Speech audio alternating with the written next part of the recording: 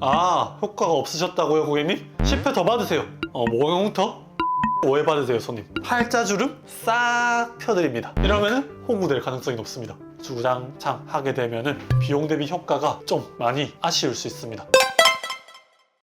원장님 시술을 되게 많이 오랫동안 하셨잖아요. 네네. 그리고 예전에는 그 약간 공장형 병원에서 일했다고 하셨는데 그쵸. 그동안 이제 진료랑 시술 해보시면서 네. 아 이건 진짜 별로인 것 같다, 이거는 하면 안 되겠다, 이런 거 있었나요? 아, 이런 거 얘기해도 되나? 왜 없겠습니까? 그래서 제가 결혼을 했죠. 뭐 제 생각에는 근데 별로인 시술이 다른 선생님들한테는 좋은 시술일 수도 있습니다. 제가 경험한 게 전부는 아닐 수 있으니까요. 그렇지만 나는 이게 아니라고 생각하는데 어떤 조직에서 계속해! 라고 시키면 제가 그걸 행하는 시간은 정말 불행하죠. 그래서 부원장 때 힘든 적도 좀 많긴 했었습니다. 그럼 원장님 생각에 효과가 없는 시술 없다고 하셨는데 네. 그럼 왜 없는 것 같으세요? 아, 효과가 없는 게요? 사실 효과라는 게 받은 사람 눈에 띄어야 보여야 효과잖아요. 근데 어떤 약물이나 에너지 시술이 들어가면은 이게 눈에 안 띄더라도 분명 어떤 작용은 일어납니다. 그래서 효과라는 것을 0에서부터 한 100까지로 나누면은 이 한 40이라는 숫자를 넘어야 우리 눈에 띄게 된다고 가정하면은 시술을 받았는데 막 20, 30이 될 수도 있다는 거죠. 그러면은 우리 눈에 보이진 않죠. 그러면 효과가 없다고 생각하죠. 그럴 때는 실망할 수도 있다고 생각하고, 저 포함 어떤 선생님이 최선을 다해서 시술을 해주셔도 뭐 10명, 100명 중 한두 명은 그런 경우가 생길 겁니다. 그렇게 어떤 사람이 뭐 A라는 시술을 받고 이 40이라는 수치를 못 넘겨서 눈에 효과가 안 보여서 실망을 했다가도 시간이 지나서 우연히 받고 나면은 나중엔 또 40이 넘어서 눈에 보여서 또 만족하기도 하고 그렇습니다. 사실 세상 모든 서비스가 다 그렇죠. 100명, 1000명 어떤 서비스를 받았는데 100명, 1000명 다 만족하는 일은 사실 거의 없잖아요. 그래서 저는 시술 자체가 잘못인 경우는 거의 없다고 생각하긴 합니다. 다만 그거를 이제 어떻게 해도 40을 못 넘기는 케이스인 분들이 있는데 그때 시술을 적절하게 추천을 해주지 못하는 거는 추천자의 잘못이라고 생각해요. 그걸 의도를 갖고 그렇게 추천했다, 뭐 수익을 위해서? 그러면 진짜 큰 문제고, 의도를 갖지 않고 추천을 했다 할지라도 전문가로서는 조금 아쉬운 일이 아닌가 생각을 합니다. 그럼 저희가 이제 유튜브에서 시술을 엄청나게 많이 추천을 하고 했었잖아요. 네네. 그 중에도 혹시 있나요? 효과가 없는 시술요? 포크되는 시술. 일반적으로는 다 있지만, 예를 들어서 제가 색소 레이저가 좋다고 했지만 색소 레이저를 그렇다고 무작정 주구장창 하면은 효과를 못 볼 분들은 있죠. 그렇기 때문에 적절하게 추천을 하는 것이 중요하다고 말씀드릴 수 있을 것 같습니다. 그럼 보통 적절하게 추천이 잘 일어나지 못했을 때 네. 진짜 돈 날리는 시술 네, 딱 알려주시면 좋을 것 같습니다. 알겠습니다. 우선 첫 번째, 손님 레이저 토닝 10회 받으세요. 아, 효과가 없으셨다고요, 고객님? 10회 더 받으세요. 이러면은 호구될 가능성이 높습니다. 토닝, 레이저 토닝 같은 경우에는 관리인 느낌도 있는 시술입니다. 근데 모든 색소의 이 레이저 토닝을 10회 받을 필요는 없습니다. 레이저 토닝을 10회를 권해야 되는 경우는 김이라던가 흐리고 경계가 불분명한 색소 잡티들이 많은 경우에는 얘네들은 뭔가 다 없앨 수가 없고, 없앤다는 개념보다는 여러 번 해야, 관리를 해야 좋아지는 시술인 게 맞아요. 근데 점, 주근깨, 진하고 경계가 분명한 잡티들, 몇몇 흑자들은 이런 관리가 아닌 한두 번의 치료의 개념으로 없애는 것이 가능합니다. 근데 이런 병면들에 대한 분류 없이 그냥 무지성으로 색소요? 10회 가자! 이런 거는 진짜 아니라는 거죠. 근데 네. 병원에서 홍보할 때 뭐 일단 그걸 세트로 묶어서 그냥 팔아버리는 경우도 네. 많은 것 같은데. 세트로 묶어서 팔되 이제 적절하게 나는 이런 병변을 가지고 온 손님이다 하면은 그에 맞춰서 적절한 시술을 추천해 주는 것도 가능을 하긴 하거든요. 그렇기 때문에 적절한 추천이 중요하다라고 말씀드릴 수 있을 것 같습니다. 그리고 두 번째, 모공 흉터 프락셀 오해받으세요, 손님. 아, 효과가 없으셨다고요? 오해 더 받으세요. 이러면은 또 호구가 될 수 있습니다.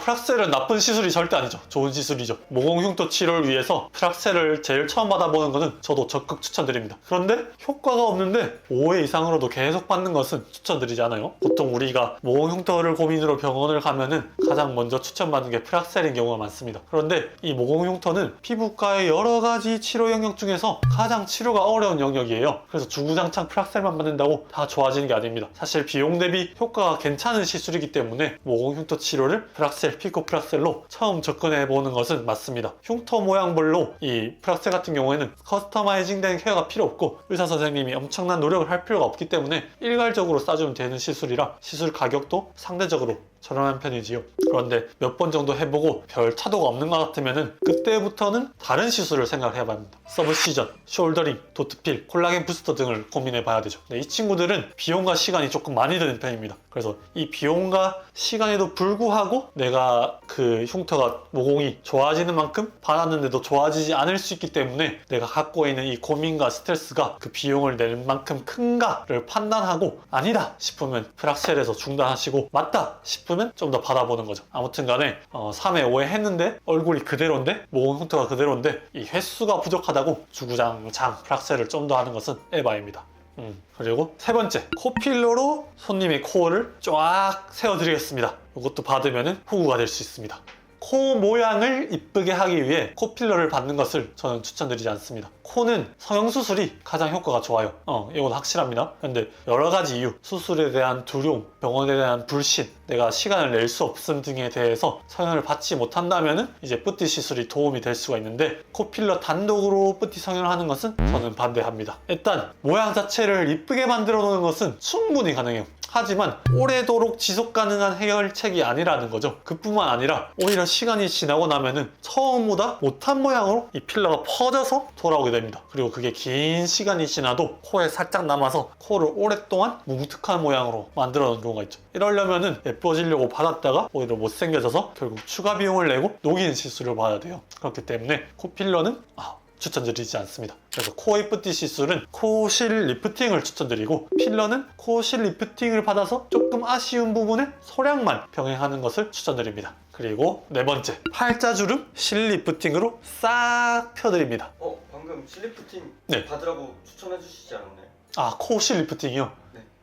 이게 또 다릅니다. 일단 실 리프팅을 모르는 분들께 먼저 설명드리면은 이런 돌기가 달린 실을 넣은 다음에 리프팅 할 방향으로 쫙 달아 들어 올려서 걸어주는 것을 리프팅이라고 하는데요. 실 리프팅을 하는데 얼굴 리프팅에도 쓰이고 V라인을 만드는 데도 쓰이고 팔자주름 쪽으로도 쓰이고 코실 리프팅에도 쓰입니다. 근데 이게 이론적으로 들어보면 그럴듯한데 막상 해보면은 팔자 쪽으로는 여러분 크게 효과가 없어요. 이걸 어떻게 시술을 하냐고 하면 귀 앞쪽으로 넣어서 팔자주름 윗부분에 위치시킨 다음에 쫙 당겨주면은 이렇게 딸려 올라간다는 원리인데 이쪽 피부의 두께, 팔자 구조의 특성상 잘 딸려 올라가지가 않습니다. 저도 부원장 때 많이 해봤는데 처음에는 제가 잘 못하는 거라고 생각했어요. 근데 여러 가지 원장님들을 만나서 진솔한 대화를 오프 더 레코드로 많이 나눠본 결과 애초에 요거는 한계가 있는 시술이라고 저는 결론을 내렸습니다. 이 팔자 실 리프팅 비용이라도 저렴하면은 기분 전환용으로라도 받아볼 수 있을 텐데 그렇지도 않죠. 그래서 팔자주름을 고민으로 병원을 갔는데 요 당기는 실 리프팅을 추천받았다. 저는 개인적으로는 후구가 될 가능성이 조금 높지 않나 생각합니다. 다섯 번째, 고객님 여드름이 나셨다고요? 여드름 레이저 하세요 해서 바로 해버리면은 이것도 호구가 될 수 있습니다. 여드름 치료에 레이저만 하는 것은 저는 추천드리지 않습니다. 레이저만이라고 얘기를 드렸던 게 여드름 레이저가 여드름을 억제하는데 효과가 없다거나 나쁜 것은 절대 아닙니다. 이 여드름 레이저가 다양하지만 일반론적으로 이런 파장이 피지선을 억제하거나 여드름균을 잡아주는데 도움은 되거든요. 근데 한창 여드름이 일어나고 있을 때, 트러블이 일어나고 있을 때 제일 효과가 좋고 중요한 것은 여드름 약을 복용하는 것입니다. 여기에 베이스로 해서 여드름 레이저라던가 스케일링, 압출 관리를 서브로 받는 것이죠. 그래서 여드름 약 복용을 하면서 레이저를 받거나 압출 스케일링을 받는 것을 추천드리지 여드름 레이저만 받았을 때는 비용 대비 효과가 좀 많이 아쉬울 수 있습니다. 그래서 내가 약만으로는 조금 힘들어 보이거나 조금 빠른 호전을 원할 때 함께 하면 좋은 것이지 이 여드름 레이저만 5회 10회 받으세요 하고 추천받아서 주구장창 하게 되면은 원하는 결과를 못 볼 가능성이 높습니다. 되게 많네요, 시술들이. 네, 시술들이 많고 사실 또 업세하게 따져보자면 효과를 못 볼 만한 케이스가 조금 더 있을 것 같아요. 근데 제가 생각했을 때 뭔가 큰 돈을 줬고 큰 시간을 투자했는데 효과가 없을 수 있다거나 아니면 진짜 여러 가지 고민 중에서 이건 아닌 것 같다, 이제 당장 떠오르는 케이스들을 오늘 조금 공유를 드려본 것 같습니다. 그럼 이거를 소비자가, 그러니까 손님이 네, 예뻐지기 위해서 피부과를 간 건데 네, 이렇게 호구당하면 좀 속상하잖아요. 그쵸. 어떻게 이거 알 수 있는 방법 그런 거 없을까요? 그래서 제가 유튜브를 하고 있죠. 근데 저 말고도 다른 원장님들께서도 여러 가지 정보를 많이 전달 드릴 겁니다. 사실 저도 저만의 안경을 갖고 세상을 보기 때문에 제가 말씀드린 게 전부는 아닐 수 있어요. 그렇기 때문에 뭔가 고민이 있으면은 이런 여러 가지 영상들과 정보를 취합해서 판단을 내려보면 좋을 것 같고, 그렇게 이런 정보를 가지고 다른 병원을 갔었을 때 상담을 받았을 때 호구가 될 수 있는 가능성과 이런 거를 하나도 공부하지 않고 찾아가서 상담을 받았을 때 호구가 될 가능성은 하늘과 땅 차이라고 생각하거든요. 물론 추천해주는 분들이 저는 어떤 악의를 가지고 추천을 드리는 건 아니라고 생각합니다. 그분도 나름대로 손님을 생각해서 추천을 드릴 수 있지만 그분의 경험이나 지식 부족이나 아니면 정말 간혹 있는 이윤을 위한 악의적인 추천은 간혹 정말 있기 때문에 이런 영상들을 보면서 공부를 좀 하셔서 받으러 가시면은 확실히 그런 케이스를 줄일 수 있지 않나 생각을 해봅니다. 좀 공부 좀 하려면 네, 구독해야겠네요.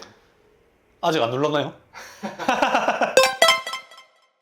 아무튼 호구 될 수 있는 시술에 대해서는 제가 오늘 생각나는 거에 대해서 몇 가지 좀 공유를 해드렸는데, 이런 것들이 여러분들이 시술을 받으러 가시기 전에 조금 공부를 하셔서 그런 가능성을 좀 줄이는데 많은 도움이 될 수 있으면 좋을 것 같습니다. 이상 하원장이었습니다. 감사합니다.